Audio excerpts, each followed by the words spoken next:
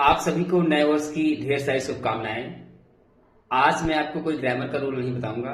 आज मैं आपको नए साल का गिफ्ट देने जा रहा हूं और वो गिफ्ट ये है कि साल के जो 12 महीने होते हैं उनका ओरिजिन क्या है, उनको कैसे बनाया गया, कैसे उनका नाम रखा गया, इसके बारे में आपको बताऊंगा।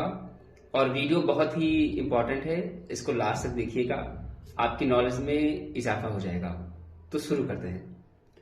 तो साल के जो 12 महीने होते हैं जनवरी से लेकर दिसंबर तक, तो 700 बीसी में करीब जो हमारा आज 12 महीने का साल होता है वो 10 महीने का हुआ करता था। और इसकी स्टार्टिंग होती थी मार्च से, जनवरी फरवरी से नहीं होती थी। तो मैं स्टार्ट करूंगा मार्च से और जनवरी फरवरी के बारे में मैं लास्ट में आपको बताऊंगा। तो साल का जो पहला महीना होता था वो होता था मार्च। और मार्च किसके नाम पे पड़ा है? वो रोमन देवता हुआ करते थे, गॉड ऑफ वॉर मार्स, उनके नाम पे पड़ा है मार्च, युद्ध के देवता रोमन। और इंग्लिश में एक वर्ड भी होता है मार्च, अगर आप देखें इसका मतलब होता है चलना, शुरू करना। ये थोड़ा लॉजिकल भी लगता है। तो पहला हमारा मार्च जो है वो गॉड ऑफ वॉर जो है रोमन देवता, उनके नाम पे रखा गया है। और अगर आप देखें तो मंगल ग्रह को भी हम कहते हैं। तो that is the first one, March. अब आते हैं दूसरे पे। साल का हमारा दूसरा महीना होता है अप्रैल। अप्रैल जो है ग्रीक गॉडेस एप्रोडाइट से लिया गया है, goddess of duty. But most of the scholars ये मानते हैं जो अप्रैल वर्ड है वो लैटिन वर्ड के अपेयर से बना है। और अपेयर का मतलब होता है टू ब्लॉसम, खिलना, बाहर का आना। और ये सब हम देखते हैं अप्रैल के महीने में, फूलों का खिलना, बाहर का आना। और ये थोड़ा लॉजिकल भी लगता है अगर आप ध्यान समझे तो मोस्टली स्कॉलर्स यही मानते हैं जो अप्रैल वर्ड है वो लैटिन भाषा के अपेयर से बना है, इसका मतलब होता है खिलना। हमारा साल का तीसरा महीना होता था मई। मई जो है मिया नाम की जो गॉडेस है उनपे बना है, गॉडेस ऑफ सक्सेस ऐसा कहते हैं लोग। तो ये जो गॉडेस है इनके नाम पे दिया गया है। और हमारा साल का जो चौथा महीना है जून, ये जूनो नाम की गॉडेस पे दिया गया है। इसको कहा जाता है गॉडेस ऑफ मैरिज, जून। तो हमारा जो पांचवा महीना है वो हुआ करता था क्विंटलिस। और क्विंटलिस का मतलब भी 5 होता है अगर आप पढ़ेंगे तो। लेकिन फिर रोमन एम्परर ने इसका नाम चेंज कर दिया, जूलियस सीजर से वो कर दिया इन्होंने जुलाई।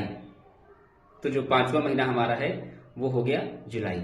फिर हमारा छठा महीना, इसका नाम हुआ करता था सेक्सटिलिस, यानी कि 6। बट उसके बाद ऑगस्टस सीजर ने, वो भी एक रोमन एम्परर थे, उन्होंने इसका नाम ऑगस्ट रख दिया।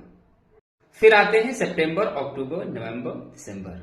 तो इनका ओरिजिन आपको कहीं मिलेगा ही नहीं, मैं चैलेंज के साथ आपको कह रहा हूं, आपको कहीं नहीं मिलेगा। तो लैटिन भाषा में जो होता है ना कि सेप्टा, ऑक्टा, नवम, डेका, इनका मतलब होता था 7वां, 8वां, 9वां, 10वां।